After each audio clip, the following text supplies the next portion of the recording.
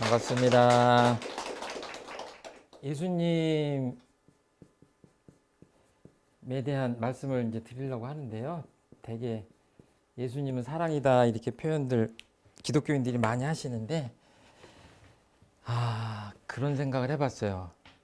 이제 저를 비롯해서 제가 뭐 교회를 다녀본 적도 없고 또 사실 깊이 이렇게 그 성경을 연구하지도 않았습니다. 이제 그렇지만 마음속에 이제 어떤 생각이 드냐면 특히 이제 대종사님 모시고 공부를 하다 보니까 예수님을 내가 사랑하는 것은 가능한 것이냐?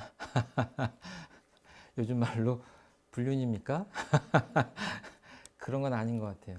인류의 위대한 스승이신 예수님은 지금 기독교인들만의 예수님은 아니다. 역시 원불교의 소태산 대종사님도 원불교인들만의 소태산은 아니다. 저는 평소에 그렇게 생각을 하고 이렇게 생각을 하는 것이 소태산 대종사님의 관점하고 특별히 다르지 않고 오히려 가까워지는 그런 관점이지 않을까 이렇게 생각을 합니다. 그래서 이 시간을 가지면 굉장히 부담스러웠습니다. 왜냐하면 늘 그 원불교 공부를 하고 소태산 대종사님의 법문을 생각하고 실천하고 이렇게 그런 노력을 수십 년 해왔지 사실 예수님을 마음의 스승님으로 늘 모시고 그렇게 실천하려고 하고 하진 않았잖아요. 물론 우리 교리를 보면 아침마다 조석신고를 할 때 3세 제불제성님께 신고를 하기 때문에 아침 저녁으로 인류의 위대한 성현님들에 대한 또 앞서 다녀가신 부처님들에 대한 예의를 저희가 합니다. 그리고 6.1대제, 명절대제 이런 거 보면 이제 원불교를 모르시는 분은 이제 처음 듣는 얘기겠지만 저희들이 모시는 그 위패에도 다 앞서가신 성현님들을 모시잖아요. 그래서 원불교의 특징이 이제 그렇게 종교 간에 우리 없는 것인데 그러긴 했어도 이게 정신적인 스승으로 모시고 하는 것은 소태산 대종사님이잖아요. 예수님을 신앙하는 뭐 개신교, 천주교를 비롯해서 그 인류의 역사를 정말 2000년을 이끌어온 거대한 종교들이 있잖아요. 그런 거를 생각하면 지금도 그런 것 같아요. 지금 이 순간도 봉쇄 수도원이나 이런 데서는 아무것도 안 하고 오직 예수님께 영적으로 다가가기 위해서 정말 온통 바쳐서 그냥 일생을 그냥 그 수도원에서 보내는 분들이 계시잖아요. 그리고 전 세계 기독교 성직자가 얼마나 많겠어요. 그리고 수십 년 동안 정말 독실한 신앙을 해왔던 분들, 이런 분들을 생각하면 원불교 교무가 예수님에 대해서 말씀을 드리는 것이 과연 맞는가 하는 그 심적 부담이 있어요. 그게 사실입니다. 그렇지만 어떻게 보면 아까 말씀드린 대로 예수님은 기독교인들만의 예수님은 아니지 않을까 그런 생각을 하고 이제 소박하게 보면 그냥 이런 시간은 우리 교도님을 위해서 이렇게 복음서가 4개가 있는데 그 중에 저희가 하려고 하는 마가복음이 분량도 적고 제일 먼저 만들어졌어요. 그러니까 불교식으로 표현하면 최초 결집한 거예요. AD 70년 정도 됐을 때 그동안의 그 예수님의 말씀 이런 것들을 기록으로 남겨야 되겠다라고 생각해서 어떻게 보면 이제 마가라고 하는 사람이지만 그분이 또 실존을 했는지 이렇게 따져 들어가면 2000년 전이기 때문에 어떻게 증명할 수가 없어요. 근데 분명한 것은 마르코, 마가라고 하는 그 사람으로 대변되는 상징되는 그 그룹들이 있었던 것 같아요. 그래서 우리가 스승님으로 모시는 예수님에 대한 그 말씀들, 우리로 얘기하면 법문이죠. 법문을 한번 모아보자 이렇게 해서 그 마가복음을 쓰신 것 같은데 이것이 최초의 복음서입니다. 그래서 우리가 알고 있는 그 아름답고 멋지고 의미심장한 그런 익숙한 그 말씀들이 사실은 많이 빠져 있는 게 있어요. 다른 복음서에 들어가 있는데 아쉽긴 한데 이걸 다 어떻게 할 수는 없고 일단 마가복음을 대상으로 해서 우리 교도님들한테 말씀을 드리는데 아까 말씀드린 대로 제가 이럴 자격이 없는 거고 원불교 안에도 뭐 기독교 강의를 하시는 분도 계시고 한데 저는 그냥 그 원불교의 한 교무가 신약의 마가복음을 읽고 독후감 정도 느낀 바를 그냥 얘기하는 거다 이렇게 생각했으면 좋겠고, 결국은 우리는 교재가 지금 그 마가복음이긴 하지만 결국은 대종사님 말씀을 다시 한번 되새겨보는 그런 시간으로 갈 거예요. 그러니까 교재는 그 신약이지만 제가 드리는 말씀은 어쩌면은 교전에 있는 얘기가 더 많이 나올 수도 있다. 그렇게 좀 참고를 해주시면 좋겠고요. 이 수천 년 동안 많은 그 선지식들이, 깨달은 분들, 이런 분들이 나와가지고 종교를 만들었다는 얘기를 쭉 하시면서 이제 교문을 변립하여 이러니까, 예를 들어서 여기는 유교, 여기는 불교, 뭐 여기는 선, 뭐 기독교, 뭐 온갖 이렇게 만들었는데, 이 목적은 원래 우리 인간들을 구제하고 도와주기 위해서 이렇게 만든 건데, 오랫동안 이제 시대와 지역이나 뭐 이런 것에 그 다른 상태에서 이렇게 발전하다 보니까 여기에 장벽이 생겨가지고 문제가 많이 생겼다, 이런 얘기가 나오잖아요. 교문을 변립하여 오는 동안. 그래서 이 융통을 보지 못한 일이 자꾸 생긴다 이러면서, 사실은 그것이 이 종교들을 만든 성현님들의 본인은 아니다 라고 하신 거예요. 그러니까 본인을 생각해서 들어가면 어디로 들어가요? 이론상으로 들어갈 수 있는 거죠. 그러니까 우리 마음 안에 있는 다른 종교를 향한 장벽 같은 것들은 사실은 불필요한 거예요. 진정한 원불교 교도가 되려면. 그리고 어떤 표현도 나오냐면 제불 제성의 심인,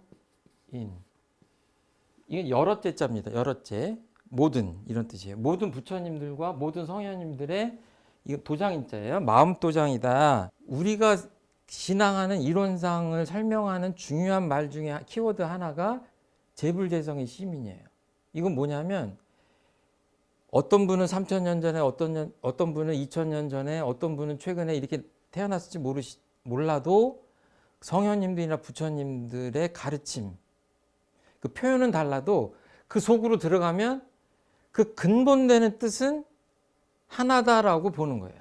도장을 찍으면 똑같이 나오듯이, 사실은 우리가 그 불경을 보면, 초기경전 같은 것도 실제로 보면 서가모니 부처님이 썼던 말은 한자가 아니잖아요. 그 지방에 그 썼던 말인데 그런 것들이 또 걸러지고 번역되고 됐잖아요. 예수님 말씀도 사실은 마찬가지거든요.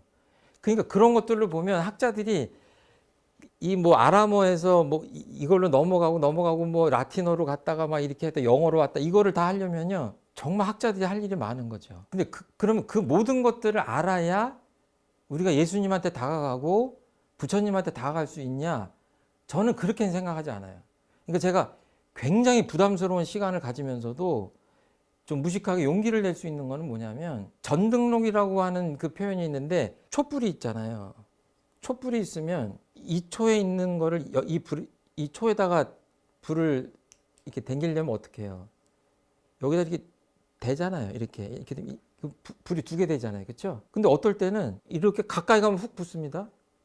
꼭 대지 않아도. 그러니까 그런 지식적인 것, 역사적인 것들을 다 알아야 된다고는 저는 2000년, 3000년 전의 스승님들 곁으로 그 영혼과의 교류는 불가능하다고 봐요.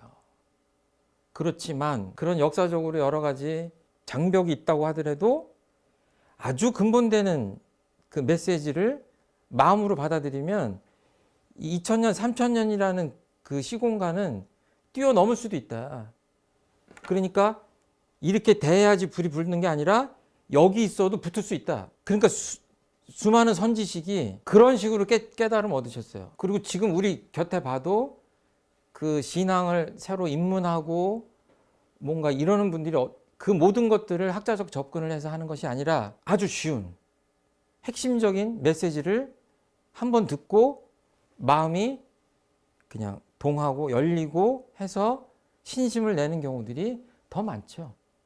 그렇다면 우리가 이 모든 걸 모르고 좀 이렇게 거칠게 다가가더라도 예수님께 가까이 가고 이러는 것들이 가능하지 않을까, 이렇게 생각을 합니다. 대종사님은 교법의 총술에서도 맨 마지막에 이렇게 쓰셨어요. 모든 종교의 교지도 이를 통합활용하여 광대하고 원만한 종교의 신자가 되자 하는 것이니라. 이렇게 딱 맨 마지막 문장을 그렇게 하셨어요. 원불교만 최고고 원불교만 된다라고 이렇게 하신 게 아니라 다 우를 터놓고 다 활용해도 된다라고 하셨어요. 그래서 어떻게 표현하셨냐면 광대하고 넓다는 얘기죠. 이건 뭐가 넓은 건가요? 마음이 넓은 거예요. 마음이 넓은 거예요. 그리고 원만한 종교의 신장. 그러니까 대종사님 불법 연구회나 이런 것들을 만들고 교단을 원불교를 이렇게 뭐 정선정선님 통해서 만드시고 하셨지만 거기서 그치는 것이 아니라 우리 모두가 그렇게 열린 마음으로 각자의 종교를 신앙하되 서로에게 열린 마음으로 살아서 우리만이 아니라 모든 사람들이 광대하고 원만한 종교의 신자가 되기를 바라셨던 것 같아요. 제가 자꾸 이렇게 말씀을 드리는 것은 왜 이 공부를 해야 되는가 하는 것을 이제 말씀을 드립니다. 지금 코로나 사태가 아직도 끝나지 않은 시기에 이제 저희들이 공부를 하는데 옛날 같으면 좀 덜 했을 거예요. 근데 지금 완전히 지구촌이잖아요. 그러니까 지금 사실은 가정마다 가족들이 종교가 다 다를 수가 있고 친척들 모이면 정말 제사 지내기 힘들고 그리고 국가 간에도 뭐 갈등이 생기면 그 물밑에 종교적인 다름 이런 것들이 그 작동을 하잖아요. 이런 것들을 뿌리에서부터 이렇게 다스리려면 공부를 해야 되겠다. 마가라고 표현하겠습니다. 마르코 복음서 1장입니다.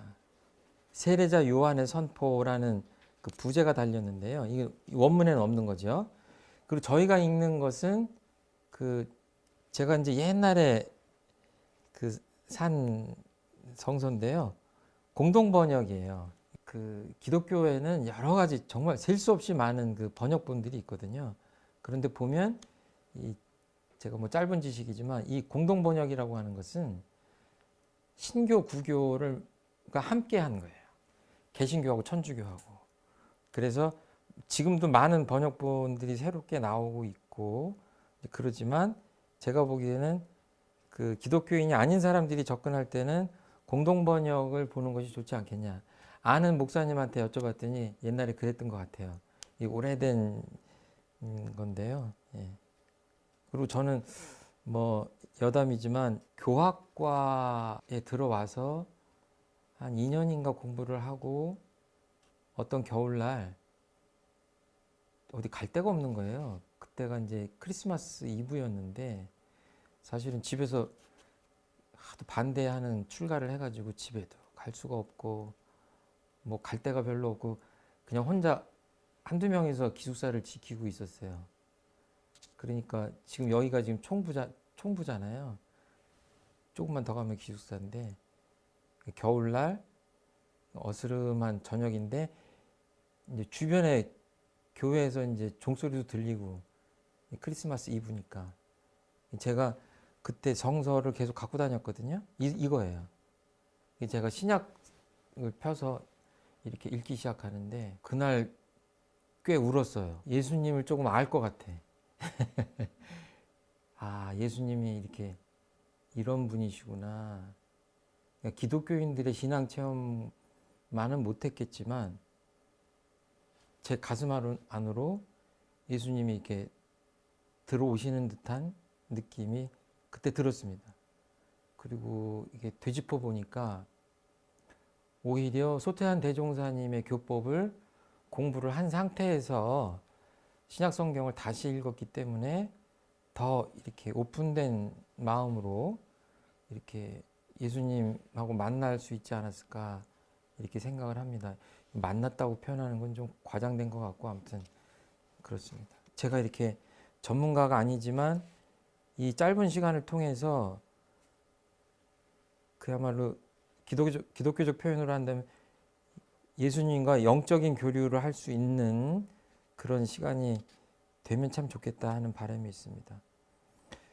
아까 말씀드린 대로 그 많은 신학자들이 여러 가지 연구를 하는데 하다못해 예수님이 실존 인물이 아니고 그 당시에 예수라는 이름은 뭐 도올 선생님도 그렇게 표현하는데 요즘 우리로 얘기하면 철수가 흔한 것과 같다. 근데 우리 세대에 맞는 얘기인 것 같아요. 요즘 철수라는 이름을 안 짓기 때문에. 근데 저 어렸을 때만 해도 철수와 영이라고 해서 나오잖아요. 그렇게 흔한.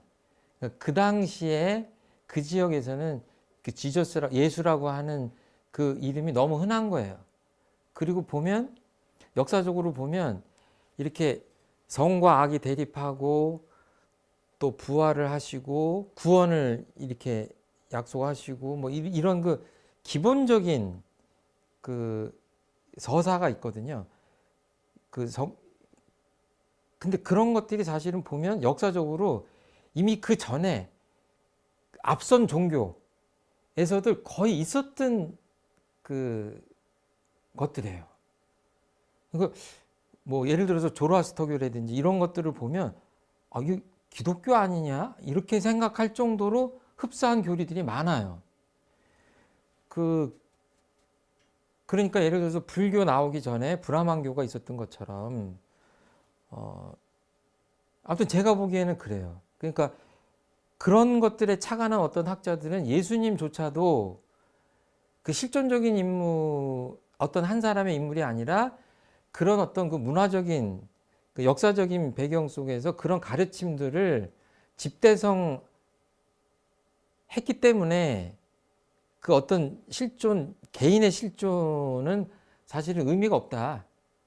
이렇게까지 얘기하는 사람들이 있어요.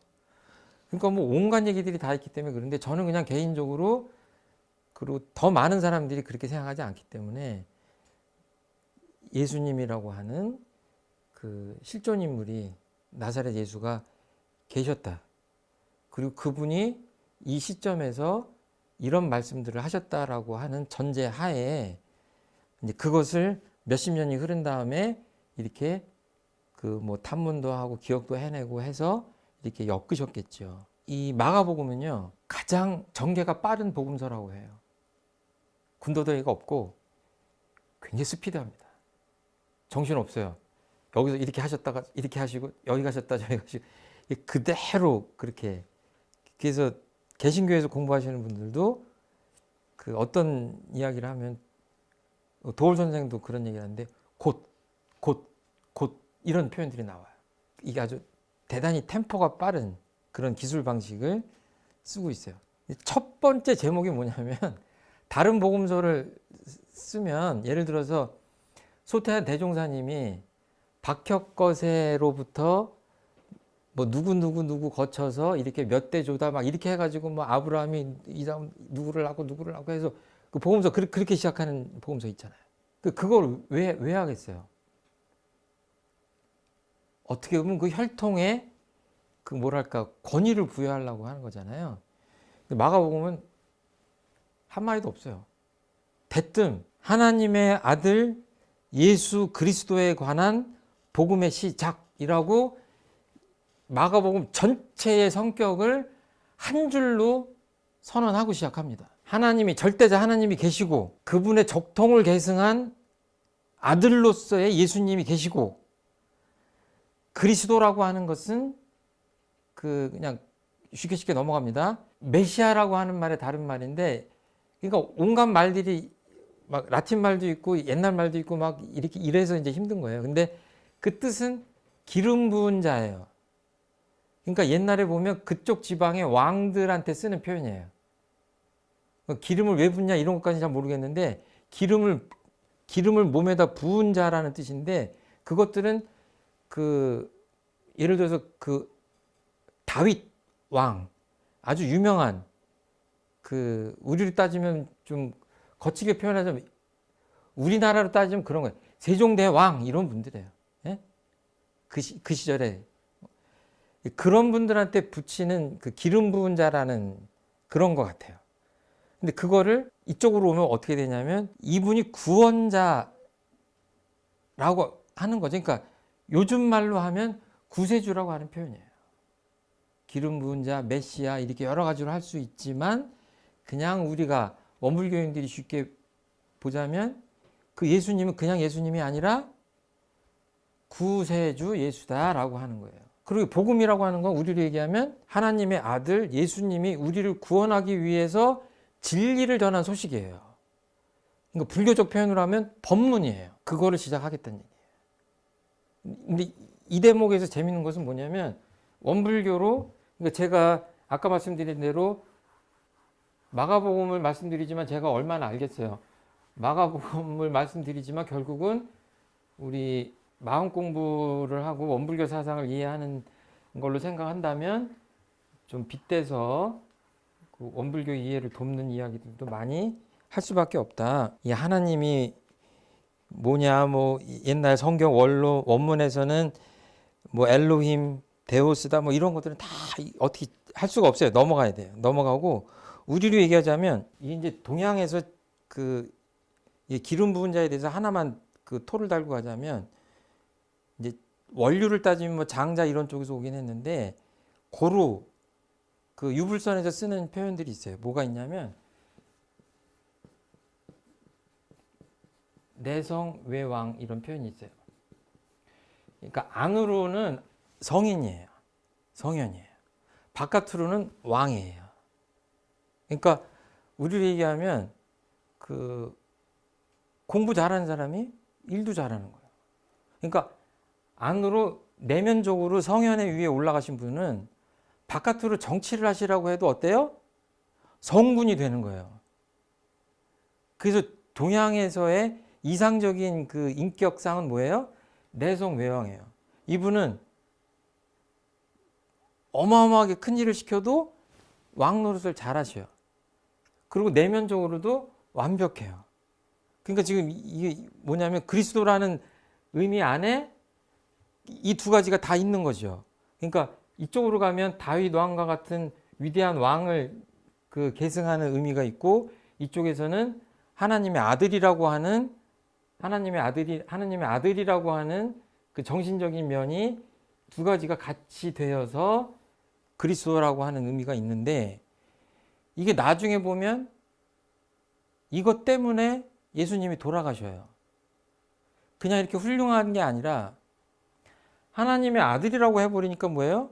그동안 유대 지역에서 그 예루살렘을 중심으로 해서 신앙했던 그 가치 체계하고 그거 도전하는 게 되는 거예요. 그 정신적인 기존의 권위에 아주 전곡을 찔러가지고 도전하는 게 되는 거예요. 그리고 또 정치하는 사람들이 보면 이 사람이 자꾸 메시아라고 하는데 이런 의미가 있잖아요. 그럼 뭐예요? 이 사람이 우리 정치 체제를 전복해가지고 우리를 지배하려고 하는 거 아니야? 그리고 보니까 그냥 젊은 사람인데 삽시간에 사람들이 구름같이 이 사람을 따라다니는 거야, 예수님을. 그러니까 보면 그쪽에 그때는 이제 종교와 정치가 이런 것들이 뭐 막 혼합되고 막 이랬는데 양쪽에서 보면 양쪽에서 다 공격을 받을 수밖에 없는 거죠. 그러니까 중간에 막 묻잖아요. 네가 하나님의 아들이라고 했냐? 뭐 이런 식으로 물 때 대답하기 곤란한 거죠. 그러니까 어떻게 보면 마가라고 하는 그 그룹, 그분 이런 분들 또 지금 현대 이런 분들은 예수님을 그리스도 예수님으로 이렇게 표현을 딱 했지만 그 당시에는 굉장히 난감한 거예요. 그렇게 공언을 하는 순간 오래 사실 수 없는 거예요. 그러니까 어떻게 보면 비극이 처음부터 준비되어 있다고 볼 수가 있는 거예요. 예수님 스타일이 이렇게 그걸 가슴에 품어 안고 대중들이 알아들을 만큼 조곤조곤해서 이렇게 수십 년 동안 이렇게 살살 가르쳐 가지고 듣다 보니까 아, 예수님이 정말 그리스도시네 이렇게 하셨으면 좋은데 그게 아니잖아요. 그냥 그 잠깐밖에 되지 않거든요. 그 소식을 전하는 게.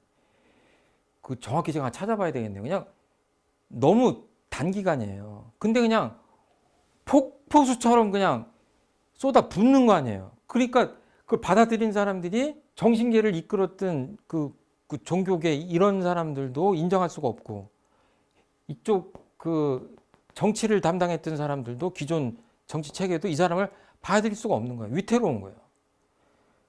그리고 가만히 보면 뭐 제 상상이기도 하고 이렇게 또 얘기하는 분도 많은데 그 제자분들도 이 정신적인 스승이 아니라 아 이분이 뭔가 이 세상을 변혁하려고 하는구나. 그리고 그 이분이 생각하는 그 세상이 곧 오는구나라고 생각하고 따라다닌 분도 상당히 됐을 것이다. 그런데 이런 것들은 모든 성현님들이라고 할 수는 없는데 많은 성현님들 곁에 있는 일들이에요. 새로운 세상을 얘기하면 그냥 좀 치졸하게 비유를 하자면 최종품교가 교무가 새롭게 나타나가지고 이 세상이 곧 바뀝니다 이렇게 하면 굉장히 훌륭해 보이고 그러니까 이 사람이 대통령이 되려는가 보다. 저 사람하고 가까이 있으면 국무총리나 장관 정도 할 수 있지 않을까? 이런 생각을 잘못하면 하는 거예요. 정치적으로 해석하는 사람들. 새로운 세상이라고 하는 거죠. 우리 대종사님 나오실 때의 세상에도 그런 현상들이 있으셨어요. 그 전에 다른 종교에서 이제 크리스트, 뭐 크리스투스 뭐 그렇게 얘기하는데 그런 건 이제 그리스도라고 하는 건데 이거를 원불교로 대입하면 대종사님을 뭐라고 저희들이 불러요? 대종사님이라고 부르잖아요. 그렇죠? 근데 아는 지식을 다 동원해 보세요. 크게. 예? 예. 부담스러운 게 처음부터 나왔네. 또 예? 원각 성존. 이거는 이제 각 깨달을 각자입니다. 성현, 성인 성자. 이 존엄하다 그럴 때 존자예요. 그 좀 쉽게 가자면 어렸을 때 이름이 뭐예요? 처화. 또 있어요. 진섭이도 있어요. 진섭이. 뭐가 하나 또 있는데? 뭐가 하나 또 있어요. 족보명이 희섭이시래. 그러니까 이름이 많으셔요. 그리고 나중에 법명이 생기셨잖아요. 법명이 뭐예요? 예, 중자 빈자예요. 예. 빛날 빈자. 거듭 빛난다는 얘기죠. 그리고 대종사님 앞에 뭐가 붙어요? 법호, 소태산이라고 붙어요. 그러니까 보니까 또 원각 성존이라고 하기도 하고 대종사라고 하기도 하고 이 대종사 이런 표현은 사실은 뭐 대종교 이런 데서도 많이 나왔는데 불교에서는 뭐 조사급에다 쓰는 거예요. 그러니까 사실 맞진 않아요. 그래서 이제 호칭을 바꾸자는데 이거를 또 열애시니까 부처님 열애다 이렇게 표현도 하시잖아요. 그러니까 이거를 다 붙이면은 풀네임으로 하면 원각 성존, 이거 다 좀 지우겠습니다. 원각 성존, 소태산, 대종사, 위패 같은 데 보면 열애, 열애 이렇게 할 수 있죠. 여기다가 박중빈 이래도 되죠. 그렇죠? 이렇게 되면 지금 우리들이 얘기한 거 뭐 진섭이 막 희섭이 이런 거 빼고 그 꼬맹이 때 이름 빼고 웬만한 이름이 지금 다 들어갔죠. 이게 뭐야? 진리를 원만하게 다 깨달으신 존엄한 성현이시다 이런 얘기예요. 그렇죠? 그리고 이건 법호예요. 그러니까 이름이에요. 그러니까 이 두 가지를 합치면 예수란 얘기예요. 아까 하느님이 아들 이랬죠. 우리로 얘기하면 이 진리를 깨달으셨기 때문에 다른 표현으로 하면 이론의 진리를 깨달으신 그러니까 이론상 진리의 아들이신 누구? 예수가 아니라 박중빈이라고 하는 한국에서 태어난 분이에요. 그리고 뒤에 가면 대종사. 아까 우리가 한 게 뭐죠? 하나님의 아들 예수 그리스도라고 그랬죠. 이렇게 했는데 뒤에 보면 그냥 그리스도를 구세주라고 본다면 아까 우리가 어떤 표현했냐면 주세불이라고 했어요. 이건 뭐냐면 어떤 분 영웅으로서의 어떤 한 사람의 영웅으로서의 메시아 이런 것이라기보다는 대종사님은 앞으로 미래 세상에 사람들이 어떻게 신앙과 수행을 하면 훨씬 더 빨리 행복한 삶을 살 수 있을까라고 한다면 결국은 대종사님의 가르침이 가장 으뜸된다라고 그렇게 보편적으로 보면 이 과거의 어떤 뭐 구세주 뭐 이런 것들하고는 좀 다른 그 뉘앙스로서의 주세불로 이렇게 해석할 수 있을 것 같아요. 근데 아무튼 거칠게 이렇게 대입을 하자 보면 이거는 그리스도라고 하는 얘기나 똑같아요. 그러니까 정산종사께서 소태한 대종사 뒤를 이은 수제자 정산종사께서 주세불이시다라고 인정을 한 거거든요. 그러니까 하나님의 아들까지는 당신이 얘기를 하셨지만 그리스도라고 하는 것들은 뒷사람들이 붙이신 것 같아요. 이것도 마찬가지죠. 이런 표현들을 당신이 내가 뭐 부처님이다, 내가 주세불이 이런 얘기는 안 하셨죠. 그렇죠? 뒷사람이 보니까 그 짧은 세월에 겪어보니까 위대하신 분이니까 거기다 이렇게 하시고 해안이 밝은 정산종사님께서 이분의 성격 규정을 수많은 부처님들 중에 한 분이 아니라 세월이 가고 시대가 변할수록 주세불로 받들 수밖에 없을 것이다 라고 못을 박으신 거예요. 그러니까 뭐야, 방금 전에 마가라고 하는 그분 또는 그 그룹에서 정신적인 그 평가를, 예수님에 대한 평가를 어떻게 한 거예요? 그냥 이렇게 그 조사급의, 우리로 얘기하자면 이런 분들이 아니라 한 인류의 한 세상을 책임질, 기독교 분들이 아무튼 이 시간에 안 들으시는 게 좋을 것 같아요. 어떻게 존칭을 해도 부족하게 느끼실 거예요, 아마. 왜냐하면 오직 그냥 마지막으로 예수님을 통해서 구원이 끝나야 되는 건데 저희들은 많은 부처님이 때를 따라 나온다고 생각하고 성현님들도 시대와 인심 따라 장소 따라 이렇게 출현하신다고 보기 때문에 이제 기본적인 관점의 차이는 있어요. 그렇지만 아무튼 그렇게 그리스도라고 평가를 하고 올려드렸다면 원불교 쪽에서는 그 이렇게 주세불 이런 표현, 원각손 이런 것들을 이렇게 좀 거칠게 대입해 보면 왜 이렇게 어떨 때는 처음에 잘 모르잖아요. 왜 이런 구차스러운 표현들을 할까? 그런데 이게 하나님의 아들 예수 그리스도의 복음이다 이렇게 하는 것들이 의미가 있는 거예요. 그냥 하는 게 아니라 가장 절대적인 진리를 깨닫든 계시를 받든 뭐 그건 상관이 없죠. 거기에 바탕한 아들이라고 표현한 거죠.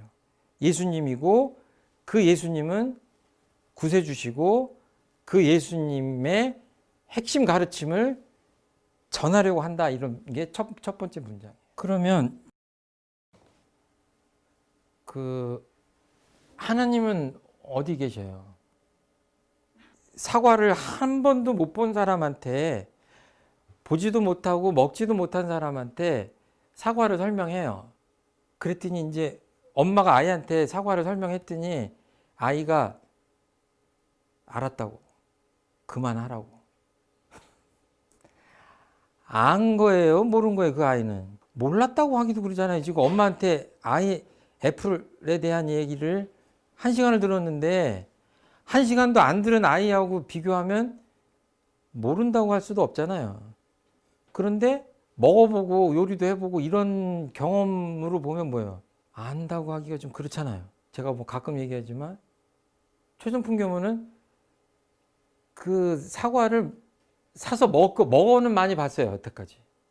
그런데 그 사과 나무를 심어가지고 키워서 농사를 져가지고 뭐 이렇게 해서 해본 적은 없어요. 그러니까 농사를 그렇게 지어서 팔아보고 이렇게 했던 농부 입장에서 보면 최종품 교무는 사과를 아는 사람이에요, 모르는 사람이에요. 이것도 안다고 할 수도 해도 되고 농부한테 비유하면 이건 참 안다고 하기가 민망한 도대체 사과 한 알도 그런데 이 목숨 걸고 전하려고 하는 하나님의 소식을 도대체 이렇게 구약에서는 이게 뭐 엘로힘이고 뭐 이게 뭐 전지전능하고 뭐 이렇게 얘기한다고 하면 그게 도대체 전달이 되는 거냐? 그렇게 해서 우리가 배우면 아는 거냐? 이거 정말 그런 것 같아요. 그래서 어떻게 보면 이게 죽을 때까지 찾아야 되는 게 아닌가 이제 이렇게 생각을 하는데 이 말씀은 좀 드리고 싶어요. 원불교 얘기를 다시 합니다. 원불교에서 하나님의 그러니까 이것도 지금 공동 번역에서 하느님이라고 하셨어요. 딴 데서는 하나님이라고 하기도 해요. 그러니까 그런 건 그냥 넘어 쓰세요. 그러니까 하늘님, 해분, 하늘, 물리적인 하늘이 아니라 그 천 이런 것들로서의 하나님일 수도 있고 하나 그럼 뭐예요? 원리스예요. 하나임, 하나. 그러니까 원불교 분들은 이해하기 편할 거예요. 두 가지가 다 마음에서 녹아 되죠. 그러니까 하느님이든 하나님이든 이제 같다고 보시면 돼요. 여기 이거는 그냥 우리가 넘어 쓰자. 근데 여기에 뭐 동양에서 하느님도 있고 뭐 여러 가지가 있는데 그냥 우리 한글 버전이니까 원불교에서 이 하느님에게 이렇게 매칭되는 부분은 뭐예요? 법신불이죠. 막 요란하게 표현하면 뭐 달마카야 붓다 이렇게 얘기하잖아요. 영어로 막 인도로 거슬러 가야 되는데 부처님인데 그냥 진리 부처님이에요. 이렇게 머리 달리고 이렇게 팔 달리고 한 인격 부처님이 아니라 이 불생불멸하고 인과보응하는 이치 어떤 진리 아주 근원된 진리 이름할 수 없는 기독교의 하느님이라고 표현하는 것과 이렇게 매칭할 수 있는 것이 이렇게 됐는데 이 얘기를 왜 드리냐면 교류도를 이렇게 한 장 이렇게 펼치면 그 이론상은 그러니까 말로 할 수 없기 때문에 궁극적인 진리를 동그라미로 표현하시고 이거를 언어로 한국말로 표현을 하신 겁니다. 소태한 대종사님이. 결국 그 교류도에 보면 저번에 교류도 그리셨으니까 뭐라고 기억 한번 해보세요. 이론은 뭐니? 법신불이니 그 다음에 우주만유의 본원이요 재불재성 아이고 글씨가 막 너무 빨리 쓰니까 재불재성의 시민이요 아까 했죠. 심인 일체 중생의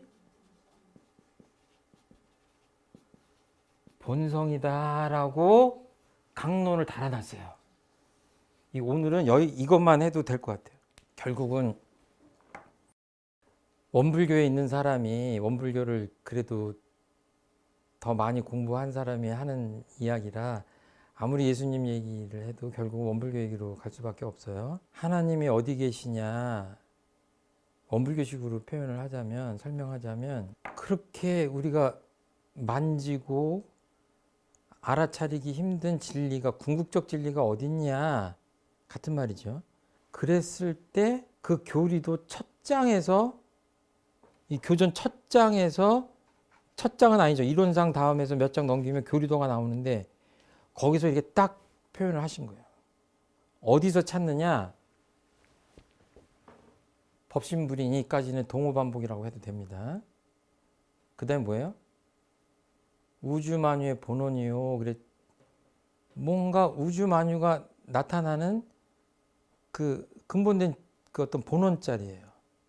쉽게 생각하면 어느 신학자가 그 불교 하시는 분하고 대화를 하는데 하나님이 어디 계십니까? 그랬더니 옆에 있는 그 위대한 신학자였대요. 유명한 뭐 일본 신학자였던. 풀을 이렇게 손으로 이렇게 딱 하나 잡아가지고 이 풀 안에 계십니다. 저는 그 소식이 이 소식이라고 봐요. 그러니까 얘를 보면서 그냥 흔해 빠진 다육이구나 이런 게 아니라 우주 만유의, 아무튼 어차피 어떤 말을 해도 틀리는 거 좀 적실하진 않는데, 우주 만유에 갈마 있는, 또 숨어 계신, 함께하는 그런 진리인 거예요. 이 다육이를 아이고 뭐 이 1,000원짜리 뭐 흔해 빠졌네가 아니라 이 안에 기독교인 입장에서 보면 하나님이 계신 거고, 우리 입장에서 보면 법신불이 계신 거고, 그런 마음으로 이 다육이를 보면 좀 다르죠. 그러니까 우주 만유는 어디 있어요? 나도 우주 만유의 일부분이고 여러분도 그렇고 이 나를 둘러싼 이 모든 것들이 우주 만유잖아요. 그 안에 계시다는 얘기예요. 제불대성의 시민이요 그랬으니까 예수님 가르침 안에도 있고 공자님 마음 안에도 있고 서가모니 부처님 마음 안에도 있는 거예요. 그런데 그냥 마음 이렇게 표현한 게 아니라 신민 그런 거는 어떻게 딱 잘라서 표현하긴 그러지만, 예를 들어서 그 어머니가 아이들을 가르쳐요.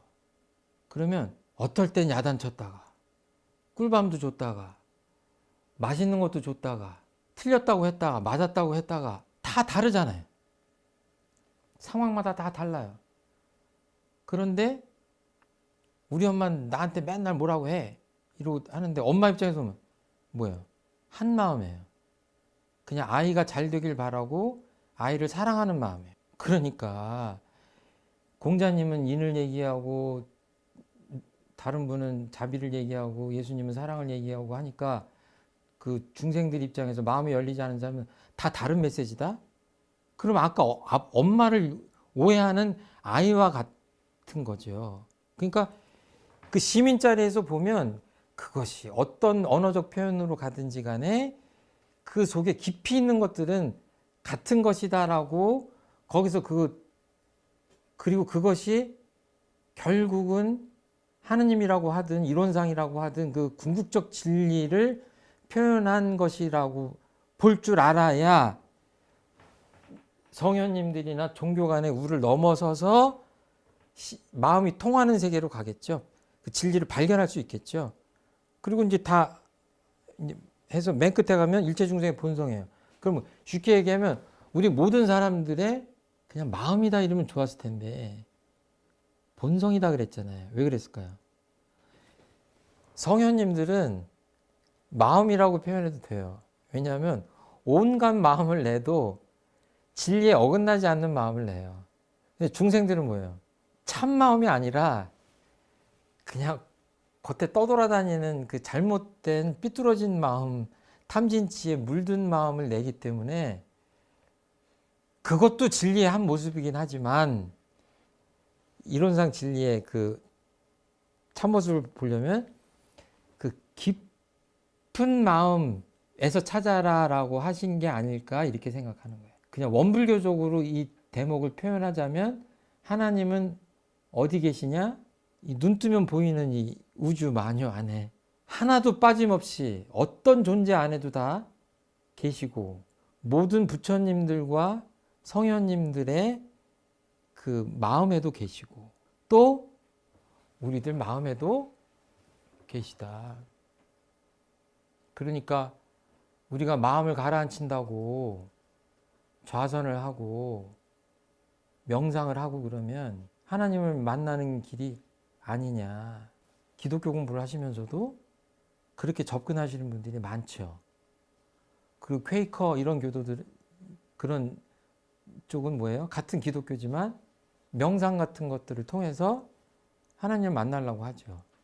그런 것들은 우리들 안에 있는 하나님을 발견하려고 하는 거죠.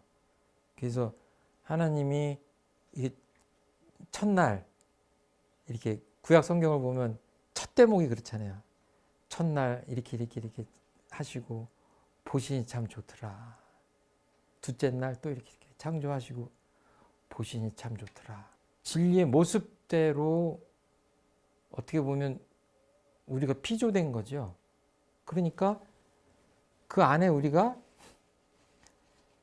어렸을 때 제가 요만했을 때 집 밖에서 흙장난하고 있었는데 그때만 해도 흙장난 많이 했잖아요. 그 우리 집을 찾아오시는 어떤 손님이 제 얼굴을 보고 찾아 들어오셨대. 아버지를. 아버지 찾아오신 분인데 제 얼굴에 뭐가 있었던 거예요? 아버지가 있는 거예요. 우리들 마음에 그게 있는 거죠. 만약에 정말 없다고 하면 어떻게 예수님이나 대종사님한테 다가가고 그분들을 다가가면서 또 진리한테 다가갈 수 있겠냐. 이런 것들이 그러니까 다 굉장히 친절하신 법문이에요. 다른 종교에서는 사실 찾기 힘듭니다. 이렇게 딱 부러지게 이렇게 찾아봐라라고 하는 안내가 그렇게 찾기 힘든 것 같아요. 그런데 이걸 그냥 그렇게 이해를 하시면 기독교 분들은 어떻게 들으실지 모르는데 우리 입장에서 보면 하느님을 찾아가는 것도 똑같다. 우주 만유에 우리를 둘러싸요. 또 모든 성현님과 부처님들 안에 우리들 마음 안에 계시다. 이렇게 보면 될 것 같아요. 오늘 여기까지 하겠습니다. 감사합니다.